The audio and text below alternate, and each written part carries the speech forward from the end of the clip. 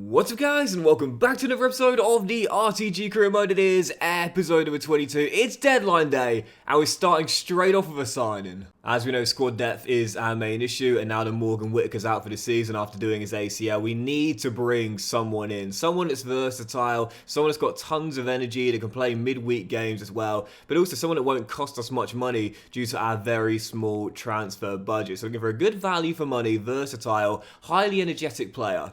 Oh, I think I found him. Yep, Alistair McCann at Preston North and Northern Irish International, like our goalkeeper Conor Hazard, with fantastic stamina, 86, and also mentally reads the game really well too. Very important for our defensive style of play, but also can offer something going forward with the ball control and the passing stats as well. And available on a cut price deal? Yeah, great value for money. Let's bring him in. Apart from the monster club record transfer fee we paid for Mateus Fernandes, that at the moment is definitely worth every penny, our entire team has been assembled by bringing in players that represent really good value for money, either on cut price deals, under or close to the market valuation, or free transfers, and this guy is no exception. Valued at 4.1 mil, but arriving from Preston North End for just £3.9 million on a 20 grand a week, 5-year deal. Welcome to Home Park. Alistair McCann, yeah, 27 years old, in the prime of his career right now, but he's not going to get any worse for a while. And again, when you look at the stats here, he's really industrious. You know, you love the stamina at 86, but mentally reads the game really well. To me, I think he'd be best suited as a defensive midfielder, but I also think with these stats here, he could play slightly further forward, he could play on the flank, or he could play at fullback as well. So quite versatile, but again, the stamina is the main reason I've brought him in. And as a squad player, I think he'll do a decent job. Took an important squad role, but at the moment, that's all I can offer players. So as I've loaned Logan Matthews out to Birmingham, this is a young forward to keep your eyes on, and I definitely will as well. He's got the exciting prospect tag, so 2 years there at St Andrews, should doing some good for his development.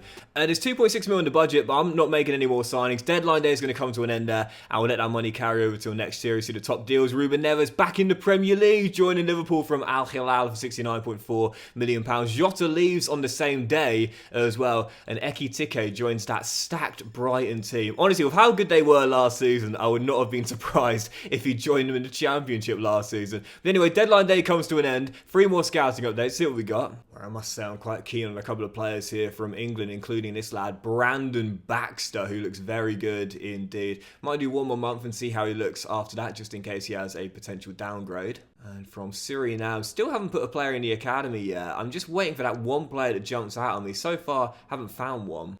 And from Tonga, what I was really hoping for was like a really tall, strong kind of player. But the best prospect I've found so far is that little right back at the top. But I think I probably will give him a scholarship because, to be fair, the potential is very good. And his starting overall is good enough to come in and make a difference straight away.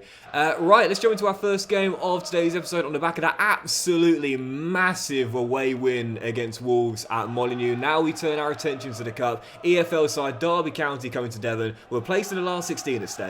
Come on the Pilgrims. 13 minutes in, still 0-0. Got a mixture of bench players and starters out there as Lewis O'Brien receives from Mumba. And there is the best starter we could ask for, getting involved in the play. And the man wearing the armband this afternoon, Vandenberg, who opens the scoring. Plymouth in front, 16 minutes in. And after what happened against Southampton in the Carabao Cup, I just feel cursed in cup competitions this year. I still haven't reached a semi-final of a domestic cup yet in any of my seasons, in any of my saves. Is this the competition? Is this the year we end the curse? It's embarrassing that I still haven't even reached again, not even a final, but a semi-final. As Fernandes finds, so keep going again. But if Mateus does make it 2 here before the break, which he does, we should be into the last 16 of this competition at the least. Mateus doubles the score. Yep, 2nd year in a row, we are into the FA Cup last 16. Furthest we've got in the save so far though, so let's see who we've been drawn against.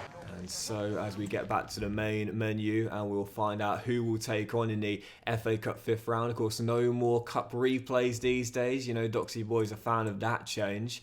And we'll be taking on, after 1 quick advance, West Ham away, tricky one. Last year we were knocked out in London by Brentford, and now we've got West Ham, Graham Potter's side. All right, bring them on. And we'll play that game today as well. But before we get there, a massive game in the Premier League on the back of our huge win away at Molineux, taking on Nottingham Forest at the City Ground, who we're only above on goal difference right now. 14 games to go, 6 points off the drop. Yes, we're in a decent position, but it's still incredibly tight with a lot of football to play. If we can get a big win away here, though, that will give us a great chance to pull away heading into the business stage. Following game, Forest away. Come on, the Pilgrims. Darker to Lewis, and now Torra. Can I see a man making a run? Is that what is Obispo doing? What's the point? What am I doing? Trying to play him the ball when clearly it was a Hail Mary pass on its own, and it's given us a big issue at the back, which we don't recover from. What am I doing? Why would I do that? Why? Stupid. Those are the moments where, as Obispo goes down now as well, if it costs you the game, and it possibly ends up being the reason why you're relegated by like 1 point or whatever, you will think of that all summer long. Nonny's goal giving Forest the lead in a massive battle at the bottom of the table. We've got to find a leveller in a second. Can't lose this, can't lose this, we're going to lose this. Benjamin Sesko doubles up after the restart. Nothing I can do about that goal. It's a lovely through ball and finish. And that is going to do it. Forest claiming a massive win. Huge loss in a battle at the bottom of the table. And this is why I said it. Yeah, on the back of that win to Wolves, we might have been 6 clear, but it's still a long way to go and a real cluster of teams around. Believe me, there is plenty of football still to be played, and we are far from safe. Yeah, the thing that hurts us is we've still got to face the traditional top 6 in our final 13 games as Morgan Gibbs White compiles the misery to make it free. And so far, our record against the traditional top 6 is played 6, won 0, lost 5, drew 1. That came at Anfield, so 1 point taken from a possible 18. Well, we've got to face them all again in the final run-in. Yeah, a result like this is incredibly damaging. 3-0 away at the City Ground. We've been thumped. And it could still get worse. And it will get worse. This is a result that can kill confidence. This is an absolute nightmare. Well, it's amazing how quickly things can change in football, isn't it? That win away at Molineux had us feeling sky high. That loss away at the City Ground has brought us right back down to earth. 13 games to play, dropping to 17th place in the table. Again, we're still 6 points clear and have the better goal difference swing as well. But again, because we've got to face the top 6 in that final 13 game run-in, we got to pick up priceless points when we're here in Devon, and any kind of scalp, if you will, is more than welcome. Following game, Aston Villa at home park. Come on, the Pilgrims. Yeah, we got Spurs and Manchester United in our last 2 games of the season. Oh, what a touch that is by Morgan Rogers. What a player, by the way. Seriously, what a player. But yeah, I can't see us winning either of those games, the final 2 of the season. And we've still got Chelsea, Arsenal and Liverpool in the 3-game run. Man City is still to come as well. I mean, yeah, 6 point gap, but it's going to go very quickly if we can't get some wins on the board prior to those big fixtures. Oh, what a ball! Kante! Off the post! What a ball, just couldn't finish it. The best way I would describe Ibrahim Kante's first season in the Premier League is hot and cold. Hot and cold. Yes, he had that phenomenal hat-trick away at Molineux in the big win against Wolves, but don't forget the City he missed on match day 1 at Old Trafford against Manchester United that would have seen us claim a big point in the first game of the season. Yes, he scored the brace against Leeds in the big 3-1 win, but don't forget the fact he missed that great chance against West Ham that would have seen us claim a priceless 3 points. He's been inconsistent, but we still back him, and we still believe in him, because we know he's going to come good. He's got all the ability. He's got all the assets. He's got the talent. He's got the potential. He's got the goal. Plymouth level with 25 to go. Final chance. Can we win this here with the final minute? Randall.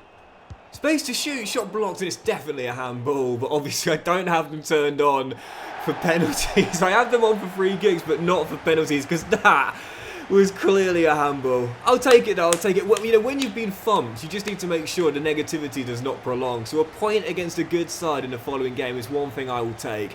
But it is only now 1 win in our last 7, I believe, in the league. That's going to need to change if we're to pull away. Yeah, Yeah, I'll take that. I'll take that. And that's why I'll dap the boys up in the dressing room as well. You know, sometimes, again, you just need to know when a point is a good point. And that definitely is on the back of the drubbing away at the City ground. That was such a blatant handball, though, man. Honestly. Oh, dear. I turned them off last year because people said that they were too frequent. But that's a moment where I wish I still had them turned on. Right, let's jump into the following game straight away anyway. Ruud van Nistelrooy's Leicester City. 12 games to go in the table right now. I think they're going to be safe right now. 32 points on the board already. If we can get a massive win here at the King Power, jump up to 29 points with 11 games to go, maybe, just maybe, this could be the win that kickstart a run that sees us pull away from the bottom three. Big clash before that FA Cup last 16 game. Come on, the Pilgrims. Well, guys, got to be honest, terrible game. There's 16 to go, still dead up to 0-0, but I'll take it. I'll take it. A rare clean sheet. I haven't had many of those in the league recently. Plus a point away, but we might lose it here. Pizarro goes through, chips to goalkeeper, and it's off the post from Tariq Lamptey, and a block from Hazard. And Steffi Mavididi arrived at the far post, and Connor says, guys, calm it down. Calm it down. There's 10 minutes to hold on to a point here. Just got away with that. Let's not let this slip. And hold on we shall. A real dead rubber of a game, that one. Nothing going on until that final chance at the end. We'll take it. Rare clean sheet, point on the board. I'll take it. Still no chance for a draw in our following game. Something's got to give. Next up, West Ham away in London in the FA Cup last 16. We got here last year before being knocked out by the Brentford in the capital. This year, can we avenge our demons and make the FA Cup quarter-final for the first time in the save? Graham Potter side away. Come on, the Pilgrims. I feel like Kane with these cup runs. I really do. I feel like Harry. It's like, how have I not got one yet? How have I not even reached a final yet? It's embarrassing. Again, I don't think I've reached a semi. Maybe one, but I don't remember it. But it's certainly never a final. It's embarrassing. It is actually borderline humiliation, let alone embarrassing. For this many saves, for the teams we've had. And no one's expecting us to go all the way this year. Oh, we've got a chance to at least get to Wembley. Come on.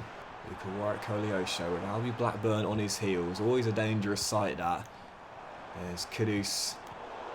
Ah, so unlucky. So unlucky. Kudus for the opener. One of those where the ball is in your possession for a split second. But if you don't react on time, it's going to get away from you there. Quick tackle on Josh Tymon as soon as he had the ball. And that's the thing. The AI, they don't need a split second to react. It's instantaneous. West Ham in front, a goal down. And once again, our cup progress might end in the last 16 in the capital. Deja vu after last year. But here's Fernandes coming through. And there's Sancho, whose shot is blocked. And West Ham will clear. Just a free ball. Oh, it's a brilliant chip. Oh, brilliant. What a lovely chip inside. Quick fire double for West Ham. Plymouth capitulating right before the break. And I think the wait is going to go on.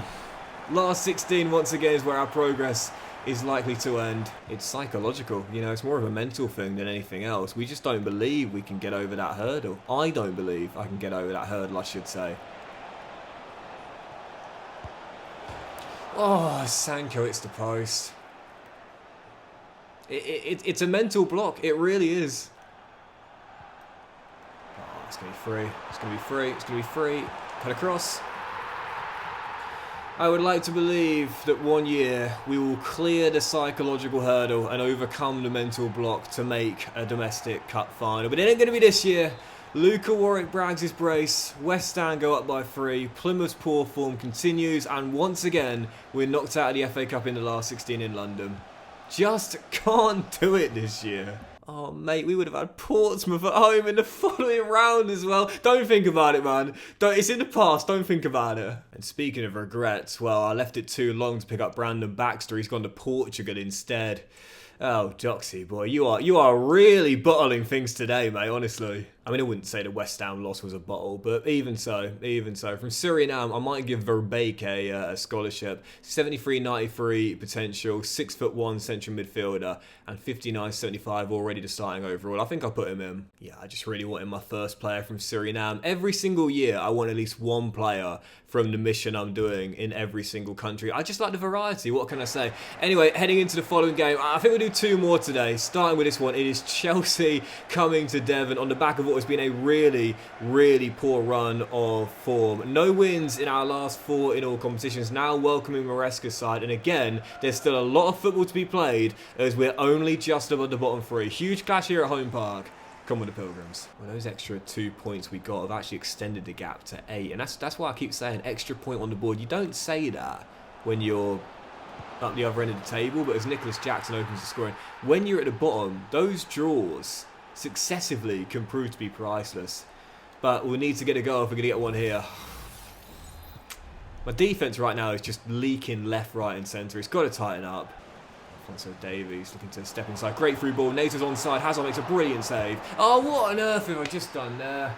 And you know, it's hard to tighten up your defence when you're giving chances on an open goal, Doxy boy. Awful. Absolutely awful. Some of the mistakes I made today are unforgivable. Yeah, we all have bad FC sessions, let's just be honest. You know, everyone's going to have them from time to time. From the first beep to the last, if you will. When you turn the console on and when you turn it off, nothing seems to work. This is just one of those times. And we might have beaten Derby in the cup to kick the episode off, but that feels like a distant memory now. Dear, oh dear, it's been an absolute slog. And our following game, Man City away at the Etihad. I think I'll end on that today. I'm not looking forward to it either, based on what's going on right now. Massive tackle, and we'll get the danger away. But yeah, it's been a slog, and that's why whilst we still might be clear of that bottom 3, there's still a long way to go. Believe me, as Fernandes finds Kante. And to be fair, it's a great hezzy by Kante, and he is going to get us back in the game. 11 after the restart. We've got 1 back, need another.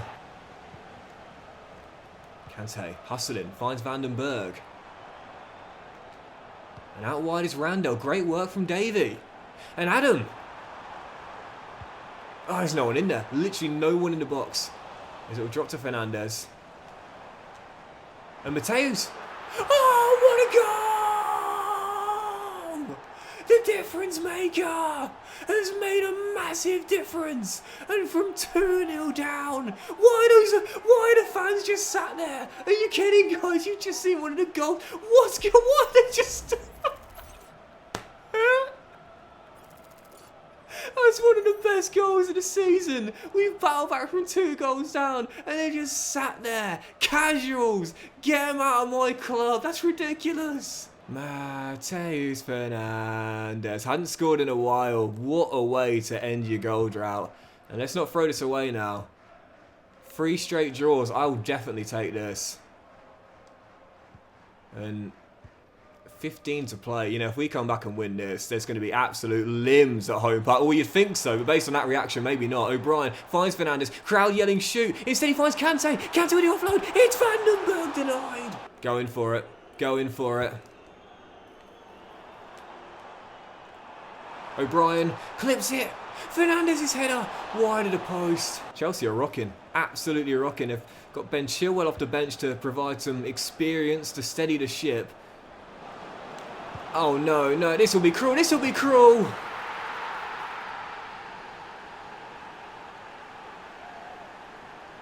It's the Premier League, Plymouth. Here's your harsh wake-up call. Good is not good enough at this level.